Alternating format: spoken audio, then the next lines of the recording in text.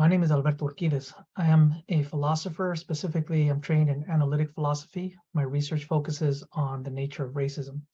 I'm especially interested in the contributions that philosophies born of struggle have for the theory of racism. And that brings me to today's lecture. I'm excited to discuss Lee McBride's book, Ethics and Insurrection, Pragmatism for the Oppressed. The book contains 6 chapters, and today we're looking at chapter 5. That chapter is called Evoking Race to Counter Race-Based Oppression or Adversarial Groups as Ana-Absolute. So just a little bit about me. I am currently a visiting assistant professor of philosophy at St. Olaf College. I will be an assistant professor of philosophy and religion at James Madison University in fall 2023. The topic for today is insurrectionist ethics and the problem of white racial identity. I begin with an outline of my presentation. So first, I will provide a brief introduction into insurrectionist ethics. This is from the introduction of McBride's book. Next, I'll discuss McBride's analysis of race and of multiplicitous identities, and we'll look at how he uses that analysis to critique Lucius Outlaw and Shannon Sullivan, their arguments for white racial identity and for white racial separatism. Next, I'll present a limitation of McBride's arguments. So in other words, I'll present a modest critique of his view, followed by a corrective. And there we'll consider the nature of white racial identity more closely. I'll present a sociological case against white racial identity. And then we'll look at the importance of confronting whites as whites. From there, I'll provide some concluding remarks, some discussion questions, and further reading from the topic. So let's begin with the nature of oppression. McBride, oppression is not merely one individual's suppressing or dominating some other individual. Rather, oppression is, quote, a system of interrelated barriers and forces that conspire to reduce, immobilize, and mold people who are assigned to a denigrated group, and thereby rendered subordinate to a dominant group, end quote. So he stresses that oppression is a structural problem. He then goes on to describe 2 approaches to combating oppression. One is gradualism, the other is insurrectionism, or also known as abolitionism. So let's begin with gradualism. Gradualists advocate working within the system to make slow, incremental, and increasingly progressive change. The ultimate goal is, of course, liberation for the gradualist, but gradualists are often prepared to settle for practical gains rather than shooting for something that's impractical, that's not going to be achieved. By contrast, then, insurrectionists or abolitionists advocate working outside of and against the system if the goal truly is to end the oppressive system. So again, the aim is not then to create a more tolerable condition for oppressed peoples, but to achieve complete human liberation. And so McBride favors insurrectionism, as you might expect, given the title of his book. He argues that members of subordinated groups have a self-regarding moral duty to seek liberation from oppression. Since the structures of society are controlled by the dominant groups, gradualism, or working within the system, will never succeed. You'll never actually succeed in overthrowing the oppressive structures by working within the system. Therefore, meeting the moral duty of self-regard or of self-respect, that is the duty to be free, requires an ethic of insurrection. So that, in a nutshell, is the argument for insurrectionism over gradualism. Gradualism will never get you true liberation because the levers of power are controlled by the dominant groups. McBride holds then that it is natural and good for oppressed peoples to resist their oppressors. But how should they go about doing this? Insurrectionism is compatible with an any means necessary approach to liberation. For example, insurrectionists have used satirical publications, irreverent protest, civil disobedience, subterfuge, and even physical violence. Whatever method one uses, acting alone would be foolish. If you're going to abolish a structural system of oppression, then you can't do it by yourself. You're going to need others. And so insurrectionists then value coalitions. In a coalition, one works with others to build a unified force against oppression. In this chapter, then, McBride focuses on racial coalitions.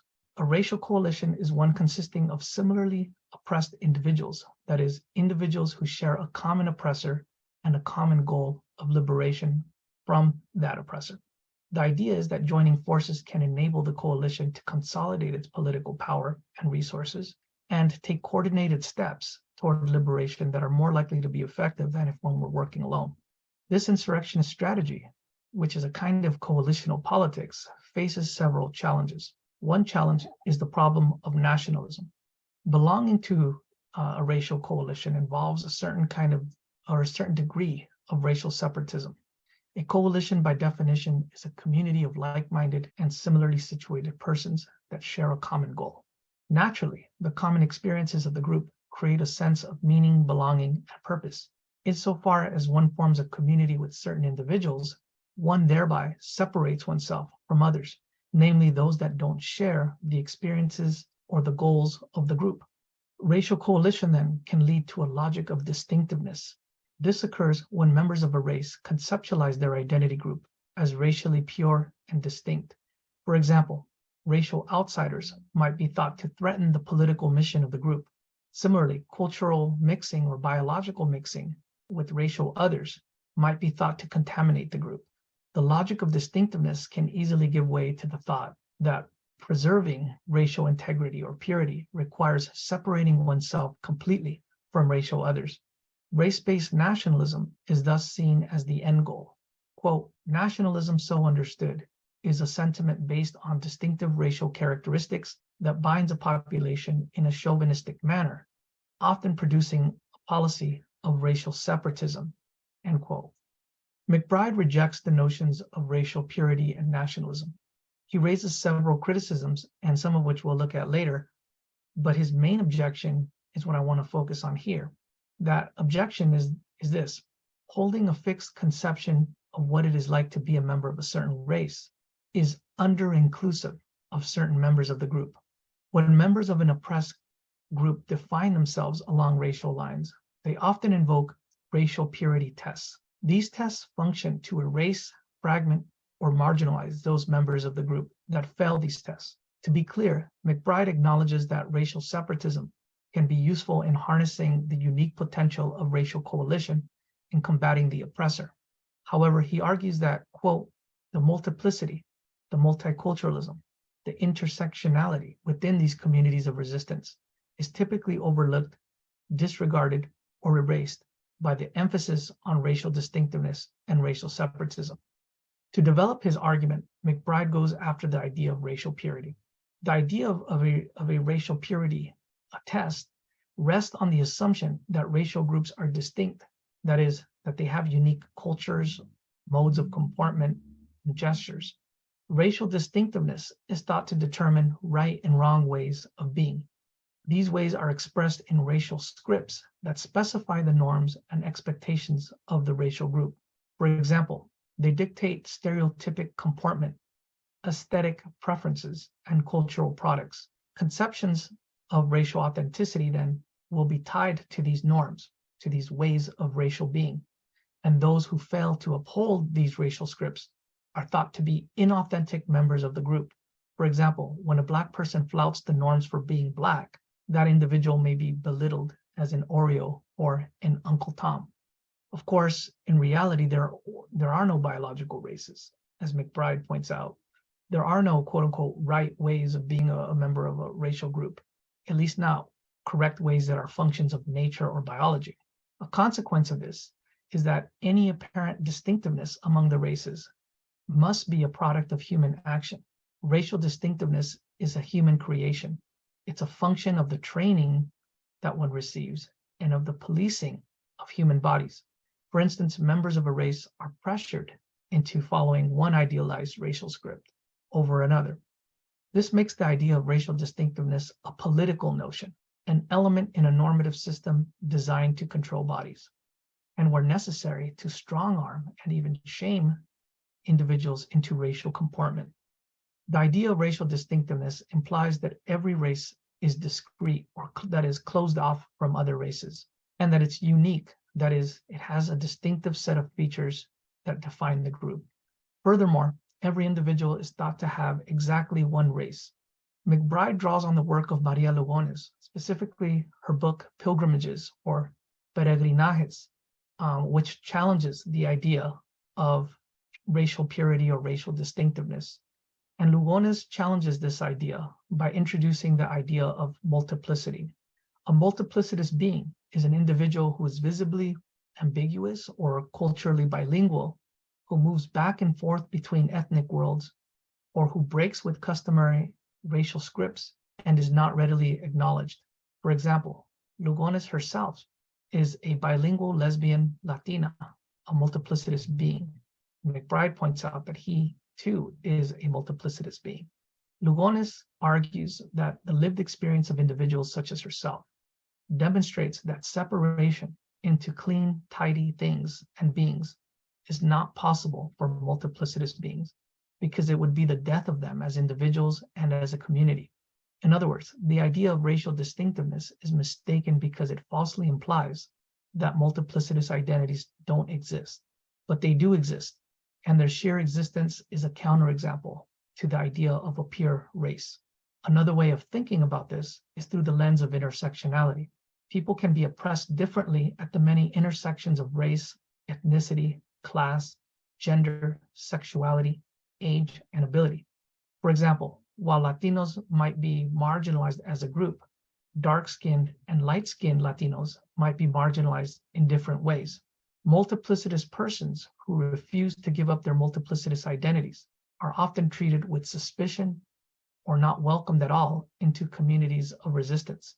This shows how the idea of racial distinctiveness is a covert political tool for getting multiplicitous beings to fall in line with the expectations of their assigned group. In short, McBride rejects the idea of racial separatism because it presupposes the idea of racial distinctiveness or purity, because it embraces a dubious political nationalism, because it erases multiplicitous beings, and because it can't account for the unique experiences of the oppressed that result from the intersecting of these multiple identities. Despite his objections to racial separatism, McBride thinks there are good reasons for members of oppressed racial groups to separate themselves from other groups. When racial separatism is divorced from the notion of racial distinctiveness, it can be reasonable, according to McBride. Suppose, for example, one embraces the following conception of race. So we're going to think of race in a way that's non-biological, doesn't imply racial purity or distinctiveness. So here's that conception. First, races are conceived as strategic coalitions of resistance rather than biological groups. Consider the categories white and black. Given that these categories refer to two political groups, the oppressor and the oppressed classes, respectively, we retain them because of their utility in the struggle for liberation, for they enable us to see racial oppression and to politically rally around racially oppressed identities. Second, we can conceive of races as ana-absolute. So that's a technical term that McBride introduces. It's also used by Leonard Harris, who's the founder of insurrectionist ethics. Ana-absolute means that the existence of a group is not inevitable, but temporary and conditional. That is, it's not absolute. The value that we assign to the group is restricted to the present, and also that we reserve the right to revoke it in the future. For once racial hierarchy is abolished, that is, once human liberation is achieved for all oppressed races, the need for the idea of race will no longer exist, and at that point, the idea of race can be abolished. McBride defends his coalitional ana-absolute understanding of race by arguing that it is less likely to encounter the pitfalls associated with the idea of racial distinctiveness.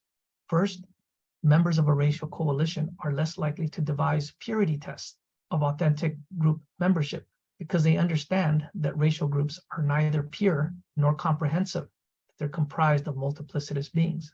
Second, members of a racial coalition are more likely to be accepting, tolerant, and respectful of multiplicitous identities and perspectives within their coalition, in part because they recognize the political value of having multiplicitous beings. And that political value consists in the fact that they bring multiplicitous perspectives, that is, different ways of thinking about a problem that could be useful.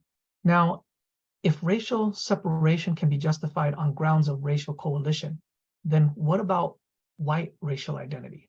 One question here is whether white people should be admitted as members of racial coalitions against racial oppression.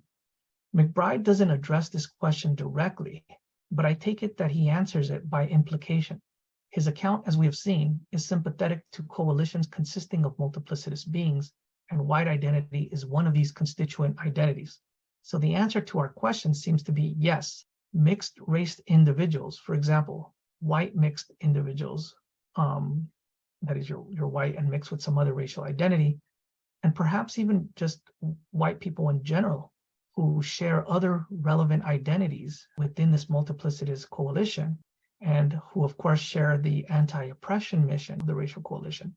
Perhaps they should be admitted into the coalition. You could make that argument based on the multiplicitous identity argument. I won't take issue with that argument here. However, there is another question that I do want to consider. What if white individuals decide that they want to form their own racial coalition? Can that be philosophically justified? Can we justify having white people develop their own racial coalition separate from other races? We're going to look at Lucius Outlaw and Shannon Sullivan, their arguments, because they argue in defense of white racial identity, and Shannon Sullivan argues in favor of racial separatism as well. So let's consider Lucius Outlaw's arguments, and then we're going to look at McBride's critiques. Let's begin with Lucius Outlaw. He gives the arguments, preserving white racial identity and rehabilitating it. So first, he argues that it's impossible to exist without racial identity because racial identity is anthropologically necessary. He claims that it's required for the kind of existential social meaning that's befitting of human beings. Consequently, he says, it would actually be immoral to strip a racial group, including white people, of something that is so essential to their humanity. Second, white identity, he claims, has a relatively long history and is deeply entrenched in white people's self-conception. Granted, white racial identity is problematic, argues Outlaw, that is, it's historically been racist, been white supremacist, but he thinks it can be rehabilitated. So what he proposes is that white people should not abandon their identity, but should rehabilitate it. And furthermore, he adds that the notion that white people can abolish their identity if they wanted to is impractical and naive. Again, it's so historically entrenched that this is unlikely. Third, racial identity, including white identity, is politically desirable, according to Outlaw, because genuine democracy can't flourish without the unique contributions of distinct racial identities. In other words, a genuine democracy requires people of diverse backgrounds with diverse opinions and perspectives. Therefore, white identity, like racial identity in general, is desirable according to Outlaw. Let's now look at Shannon Sullivan's argument for not only white identity, but also for white racial separatism.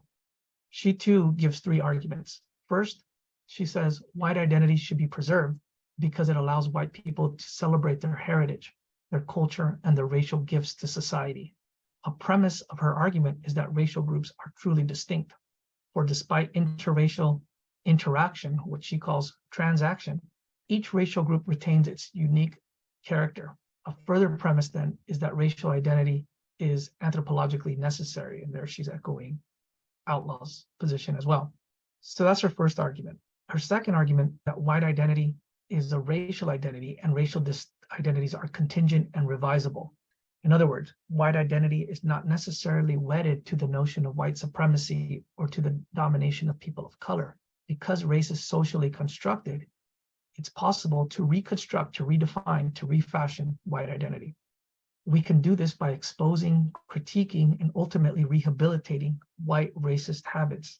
Given that race is socially constructed, an egalitarian pro-whiteness is possible, according to her, that doesn't deprecate other races. And third, her third argument, she claims that racial separatism, white racial separatism, is vital in, quote, making greater room for the voices of dominated or oppressed groups in their transaction with dominant culture, end quote.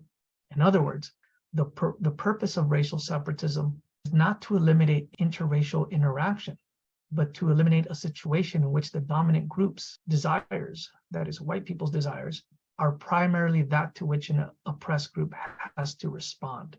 Here, racial separatism is evoked to shield non-white races from hegemonic whiteness and from its structural pressures to play along or assimilate to kind of a white hegemonic standard, to white normativity.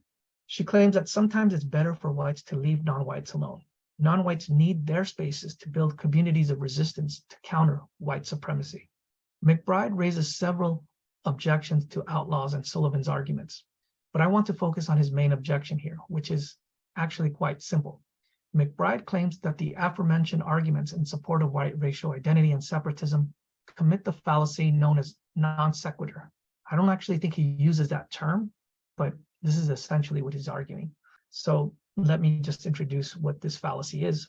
The non sequitur fallacy occurs when the conclusion of an argument that one is advancing simply doesn't follow from the stated premises of the argument.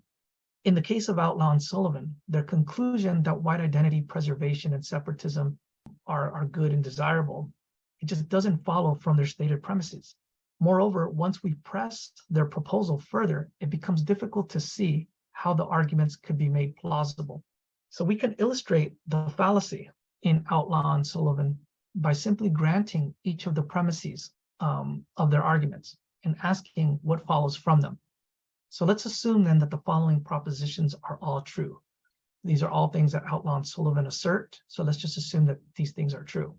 First, social identity is anthropologically necessary for human flourishing because it facilitates identity, meaning, and common purpose, and because it's impractical to abandon historically entrenched identities. Second, let's grant that currently abandoning racial identity is politically and morally undesirable because extant race-based oppression makes it necessary to invoke racial categories to combat said oppression. Third, let's suppose that genuine democracy really does require a pluralistic society consisting of individuals from diverse backgrounds with diverse perspectives. Fourth, let's grant that racial identities are contingent, socially constructed groups that can change positively and negatively. Even if we grant all of this, none of that answers the question, should we preserve white identity? If you think that, for example, taking the first proposition, that social identity is anthropologically necessary for human flourishing, why does that social identity have to be racial identity, right? Why can't it be religious identity? Why can't it be other forms of other cultural identities? Why does it have to be race? In the second case, the idea that abandoning racial identity is politically and morally undesirable because we need it to combat racial oppression, that could be true as well. But why do we need white racial identity to do that? In fact, if you're thinking on racial lines, what are the best racial identities that we could form to combat racial oppression? We want to preserve is not white racial identity, but non-white racial identities. Regarding the third proposition, genuine democracy requires a pluralistic society, and we need people with distinctive identities to do that, to have this pluralism for genuine democracy. That could be true, but again, why does that identity have to be a racial identity? And why does it have to be a white identity specifically? In the case of that fourth proposition, racial identities are contingent and socially constructed, and they can be changed for the good or for the bad. That's true, but white racial identity has evolved in ways that are problematic and hasn't become morally good or even a morally benign racial identity. So just the mere fact that race can be constructed and changed doesn't give us a reason to preserve white identity specifically. What we can say then is that even if we grant these four propositions, it doesn't follow that we should preserve white racial identity. And in fact, all of these four propositions are compatible with McBride's multiplicitous view of race. Recall that he thinks race is a kind of strategic coalition of resistance, a multiplicity of identities coalescing together for a common purpose. We can, if we have that conception, we can grant all four of the propositions and questions. So in short, Outlaw and Sullivan's arguments for preserving white racial identity are logically invalid. McBride's objection to Outlaw and Sullivan's argument shows that none of them, taken by themselves or even collectively, gives us any reason to preserve white identity. Their arguments commit the non sequitur fallacy. That completes my summary of McBride's overall argument in Chapter 5. However, I now want to turn to my modest critique of McBride's analysis. And so here's the critique. Notice that McBride's main objection to Outlaw and Sullivan is compatible with the proposition that white identity should be preserved. This is because McBride never directly addresses the question of whether white identity should or shouldn't be preserved. He never argues against white identity preservation. For instance, someone who rejects Outlaw's and Sullivan's arguments might offer some other argument, one that Outlaw and Sullivan don't raise, in support of white identity preservation. So what is needed then is to examine the content and historical formation of white identity. Only then can we adequately answer Outlaw and Sullivan's question, which is, should white identity be preserved?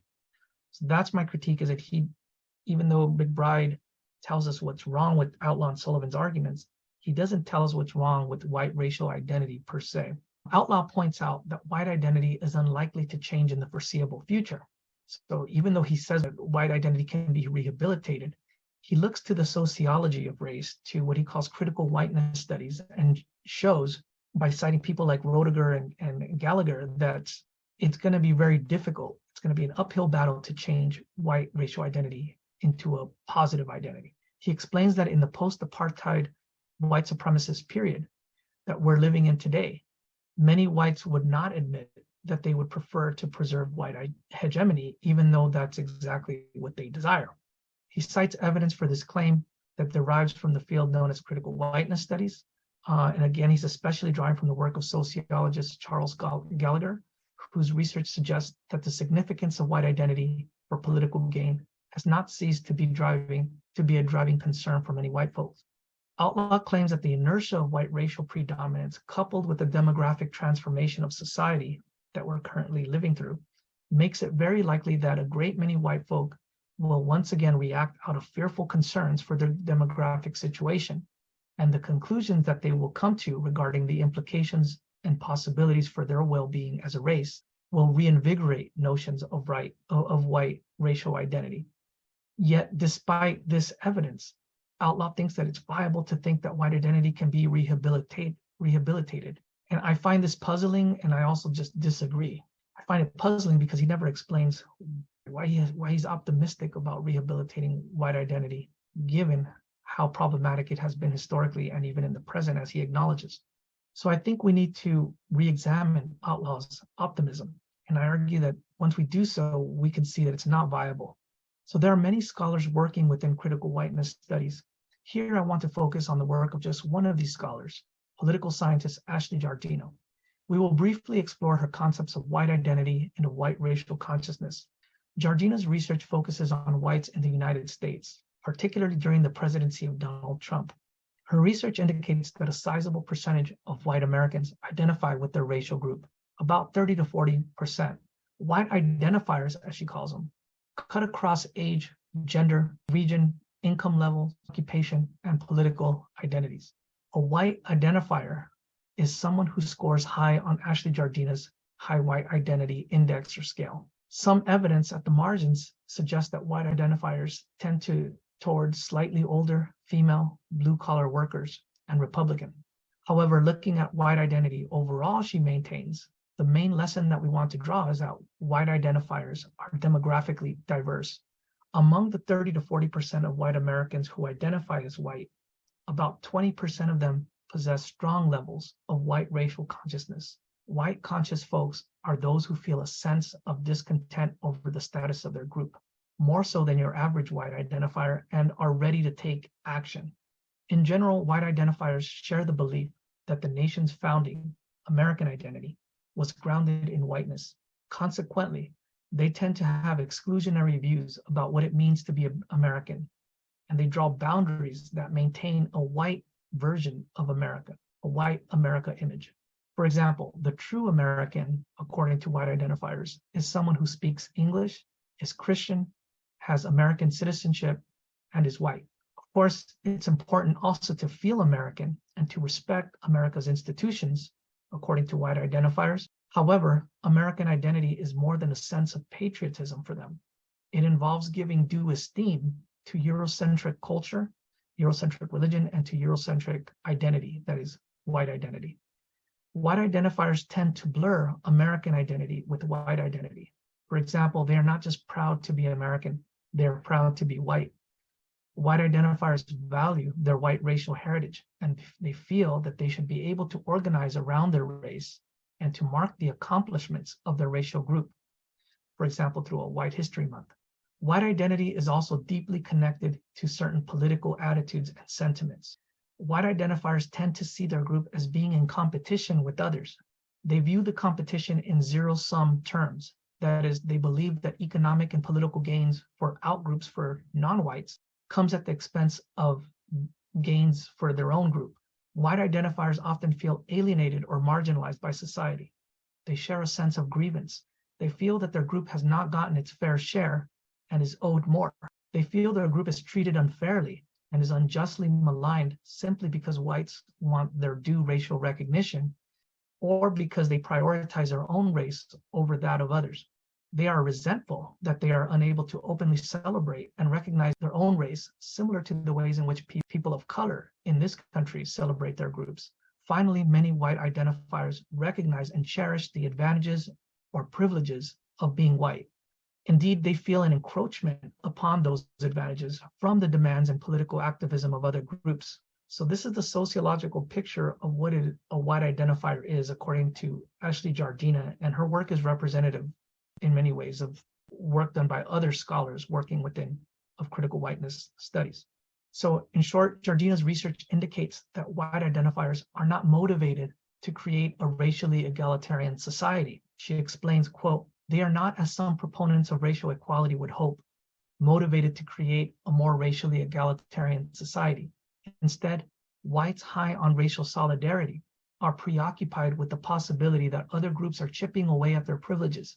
White identity as a dominant group identity is asserted in the face of group threat because many whites believe and recognize that they have something to lose," end quote.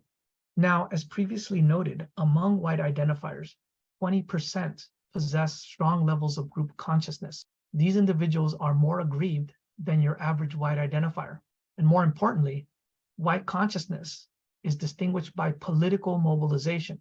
That is, white conscious individuals believe that whites should band together politically to benefit their group's collective interests. Consciousness much more powerfully affects whites' political attitudes and their behavior. It affects the motivating support for extreme political views, such as supporting harsh anti-immigration policies, such as Trump's Build the Wall or family child separation that Trump also supported. And consciousness also predicts support for racist causes and candidates. In the most extreme cases, white conscious folks advocate white nationalism, physical violence, think mass shootings, right, by white supremacists and white nationalists, and violent insurrection, think January 6th. The construction of white identity is thus linked to hegemony and a desire to consolidate power. This is a volitional problem, a problem of the will, rather than just a problem of ignorance or lack of education. The volitional nature of this problem suggests that Outlaw's and Sullivan's optimism is unfounded. That is, we have good reason to be pessimistic about the prospect of rehabilitating white identity. Outlaw and Sullivan offer no evidence to think that white identity, that the white will, can be molded into a more caring, ethical, and egalitarian identity. For example, when white identifiers are made more aware of their unearned privileges, they do not feel shame, remorse, or compassion for the racial other. Instead, they feel relief. They feel relief that they have not yet been replaced at the top of the racial hierarchy. As Jardina points out, many whites already recognize their privileged status and they want to protect it. So in this context, it is unclear exactly how white identity is supposed to be rehabilitated according to Outlaw and Sullivan. Now, so far we have looked at white identifiers, white people who love their identity and wish to preserve it. White identifiers are people who love white identity rather than people who hate or dislike other groups. That's a distinction that Jardina emphasizes, right? You can love your own group without necessarily hating other groups. Yet we've also seen that white identifiers are adamantly opposed to racial justice and egalitarianism because they think that it harms the white race. Now, when we combine that idea of white identity with the literature on white racial attitudes, which goes beyond just the way white people think about themselves, when we look at the way some white people think about other racial groups, we have to enter into the literature on racial prejudice and racial resentment. Some white people are both white identifiers and racially prejudiced against non-whites. So the question is, what happens when white identity and white racial prejudice collide? You're high on white identity and when you're also high on white racial prejudice. As you might expect, the prospects for rehabilitating whiteness grow worse, according to Jardina. Here, I introduce a long quote from Jardina. Quote, generational differences, increased education, group conflict, and exposure to counter-stereotypical information about outgroups. All of these solutions have been proposed as means by which to eradicate racial prejudice and racial resentment. Yet racial equality in the face of a desire to protect the status of the group is a wholly different challenge. In this case, equality is achieved not merely by changing the negative attitudes whites direct at racial and ethnic minorities. Instead, equality is realized by dismantling a system of racial stratification. It requires us to deconstruct the racial hierarchy. This task is perhaps far more daunting. It suggests that whites must equitably share control and resources, which many will certainly be wont to do. In the past, when faced with this challenge, white Americans have responded not by leveling the field. Instead, they have expanded the scope of who is considered white, allowing the racial hierarchy to remain more firmly in place, organized such that whites are at the top, blacks are at the bottom, with other non-white groups falling roughly somewhere in between. But a truly egalitarian approach would work to eradicate racial stratification, end quote. So what Jardina is pointing out here is that all of the strategies that you might think would work to alleviate or mitigate white racial prejudice are not going to be sufficient in dismantling white racial identity or in rehabilitating white racial identity, because white racial identity is committed to the preservation of racial hierarchy. And that means that we need completely different strategies to address it. How do you convince white people to not want the power and the privileges that go along with being white? How do you do that? It's not clear that you can do that.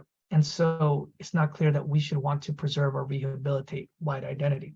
So having explained the nature of white identity and its link to identity politics, to white identity politics, I next explore the volitional core of white identity politics more closely. For that purpose, I draw on the work of Grant Silva, specifically his account of self-love racism.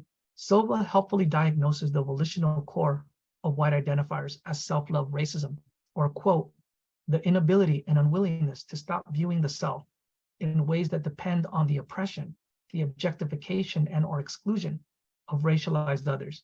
Whereas one might not explicitly think of themselves as superior to others, the importance that we assign to ourselves and those assumptions we have for what we can expect from them on account of how they ought to view us is indicative of the arrogance, the narcissism, and the egoism that accompanies self-love racism, end quote. He also says that self-love racism is, quote, a fetishized version of self-preservation, one that feels very natural to perform, since economic standing and social privilege are often mistaken for basic entitlements justified on the basis of desert, end quote. Silva, in the conclusion of his paper, he describes the white identifier as loving themselves too much. They love the privileged persons that they are and get to be under oppressive conditions that benefit the white race. White identifiers understand that the white self that they seek to preserve depends upon the continual denigration of racialized others. In other words, white identifiers interpret the world normatively, meaning that they not only want to be seen or recognized in the manner that other races are recognized, but they want people to see them in a manner that includes the status or esteem attached to who they are by virtue of being white. White identifiers see the world through white eyes, quote unquote, eyes that organize everything with reference to themselves and their own interests. To employ Marilyn Frye's term, white identifiers are teleologists. A teleologist believes that everything exists and happens for a purpose, and they imagine attitudes toward themselves as the animating motives of things that occur, which is a very narcissistic way to view the world, right? The world revolves around you and everything that happens is to affect you in some way or other. Silva distinguishes two forms of self-love racism. The first is being insufficiently motivated to think in non-racist ways about racialized minorities on account of an overriding concern for the self. Here, one makes the choice to deliberately abide by racist stereotypes and racist expectations when navigating the social world, while showing little to no concern for the oppressive, totalizing, and dangerous nature of such ways of thinking for non-white people.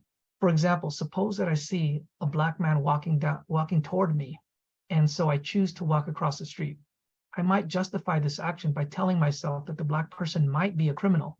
I might not know for sure that the person's a criminal, but it's better to be safe than sorry, right? And if I were to confront it with the fact that my belief is unjustified and racist, that's exactly what I would say. I would say that my general policy is to be better safe than sorry.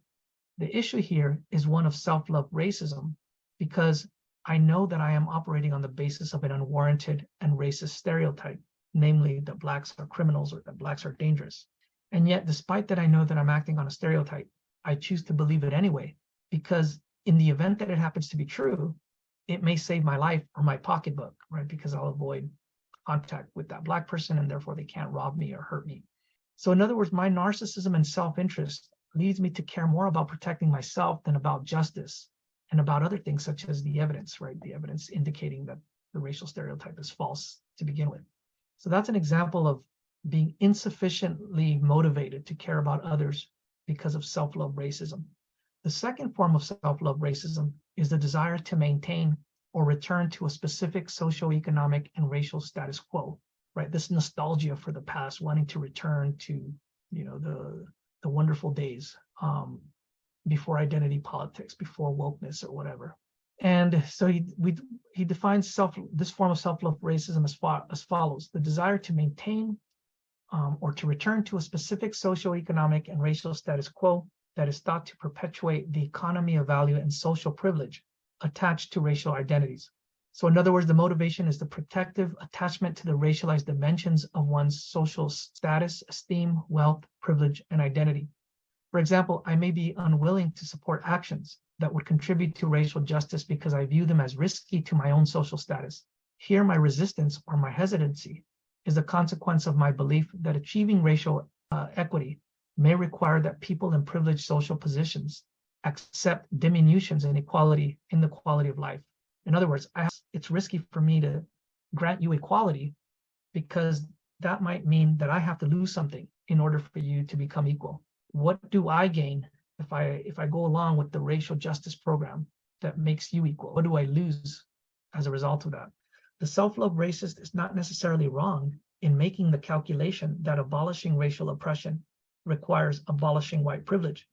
As Silver writes, quote, "In order for racial equity to be possible, many people in privileged social positions will have to accept diminutions in quality of life.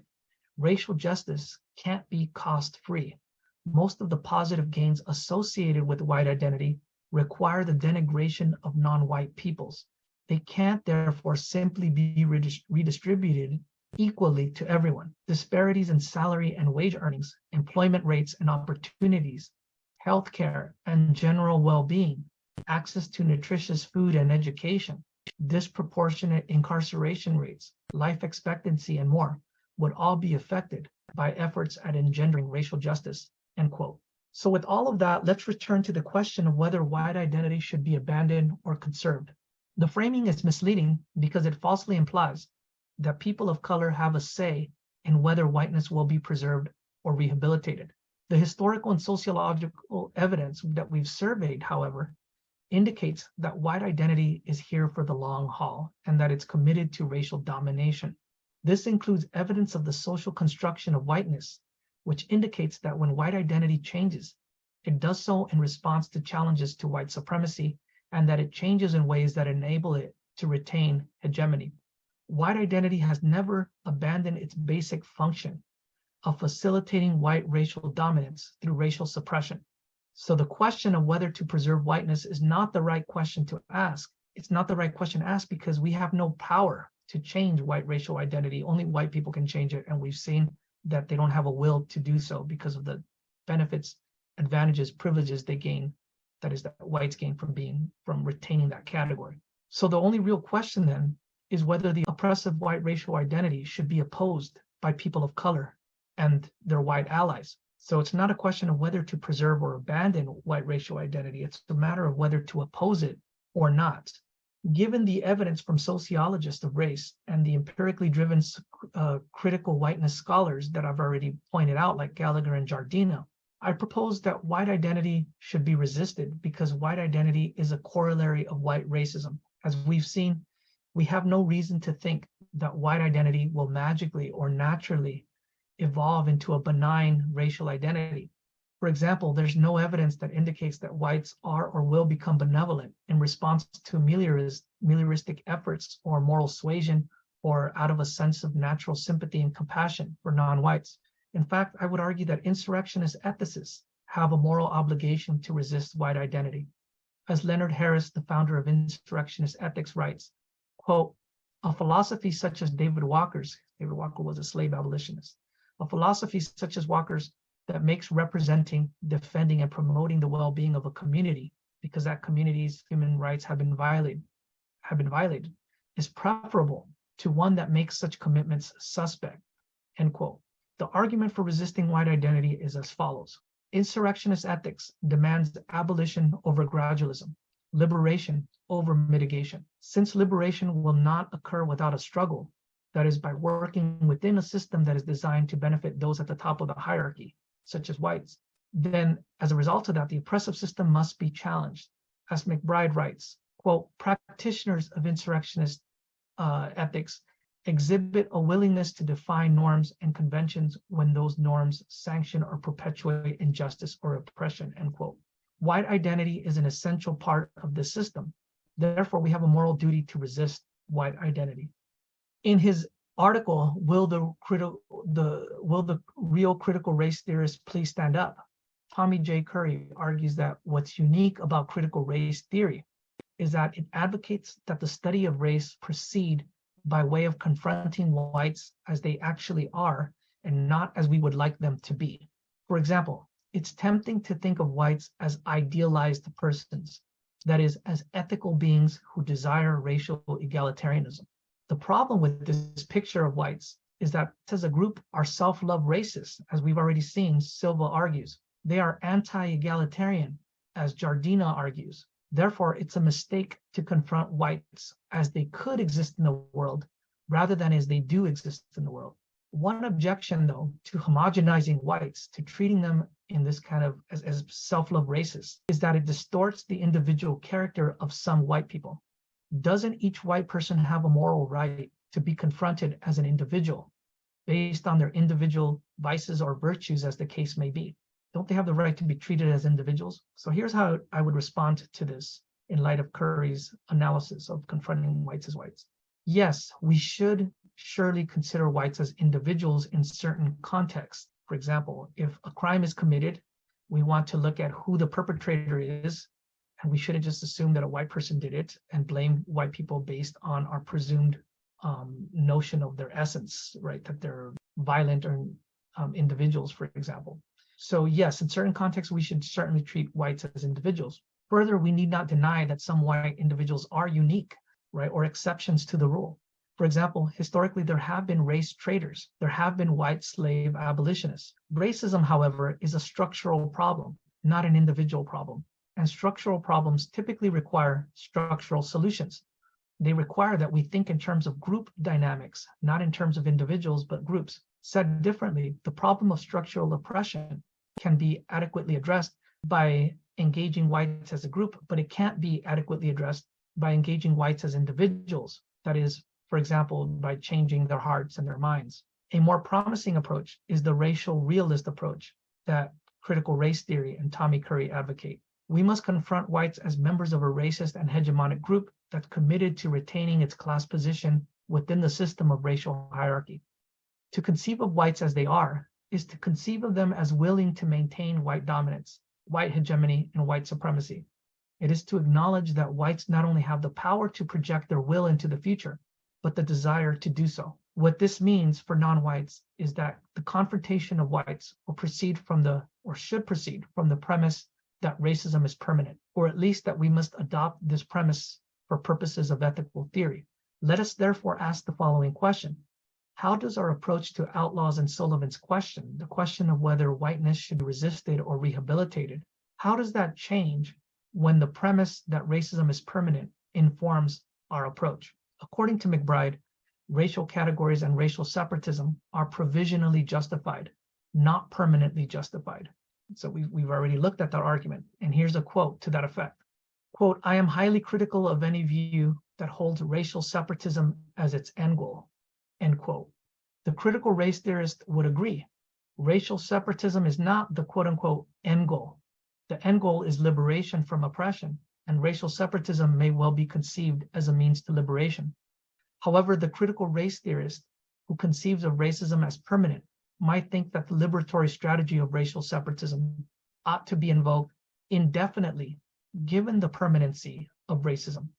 In other words, if racism is permanent, then racial separatism is more than just provisionally necessary in the present moment.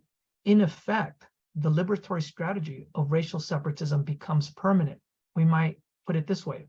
It is provisionally necessary for the foreseeable future or indefinitely, because the end goal of liberation is highly unlikely to be achieved given the white will.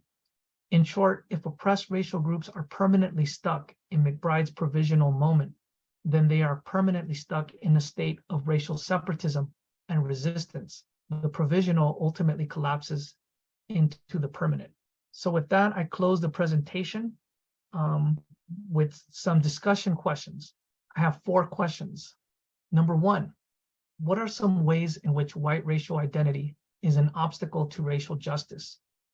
Number 2, do you agree with my assessment that white racial identity should be resisted rather than preserved and rehabilitated? Or do you agree with Lucius Outlaw that white racial identity can be rehabilitated?